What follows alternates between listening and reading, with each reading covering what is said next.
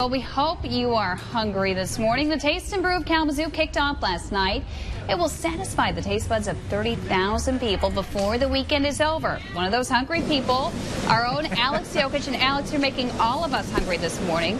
She's live at the Arcadia Creek Festival Place with a closer look at this year's event. She's been showing us food. And Alex, you can't bring it back. I'm not sure we want to see it because you, like I said, you're really making us hungry. Yeah, I know you guys are jealous back there at the station. Don't worry, we do have some food to bring back for you. In our last segment, we talked to Arcadia and Gorilla Gourmet. They whipped up some bananas Foster, some beef rendang, and a curry puff. Looking delicious, isn't it, Tim? I don't think any of that's making it back to the station. You think I'm going to eat it all? Well, between the two of us. We're going to polish it off. We got to start drinking first, though. Right. So we are making the folks at home hungry, but we also want to make them a little bit thirsty this morning. Right. Tim Suprise from Arcadia Ales joining us bright and early, 6:30 in the morning with, of course, some beer.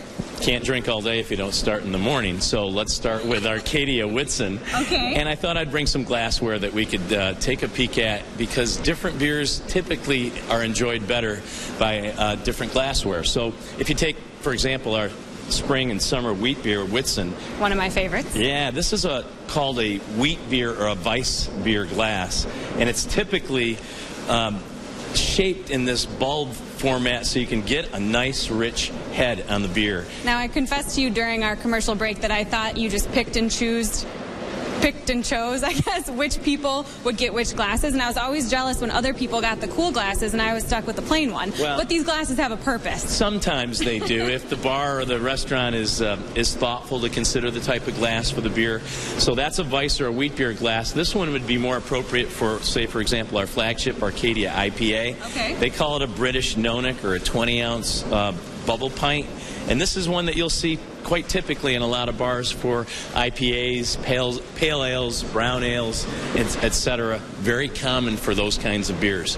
But then I think you probably would like a cool-looking glass like this tulip glass, right? Of course. And this one is really very appropriate for a number of different styles. It could be an imperial stout or a stout, but I also like it for our Scotch ale or our lockdown, which allows the beer to open up and the aromas to really become a part of the tasting experience. Which is very important. Yeah, so it's not just about taste. You've really got to think about the glassware as a way to kind of engage the other senses, the sight and the smell as well. So we're getting a little beer lesson out here at the Taste and Brew of Kalamazoo, not just beer tastings, but of course people can try these two beers. These are among the Arcadia Ale selection out here, right? They are, and this is a great festival. There's a number of different beers, local beers, and local food.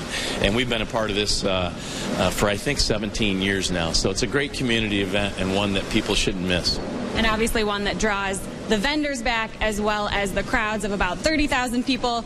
We're two of about 30,000 this morning, and of course all of you at home hopefully will come out and enjoy the Taste and Brew of Kalamazoo. Should we end with a cheers here? Cheers. Cheers. Back to you guys.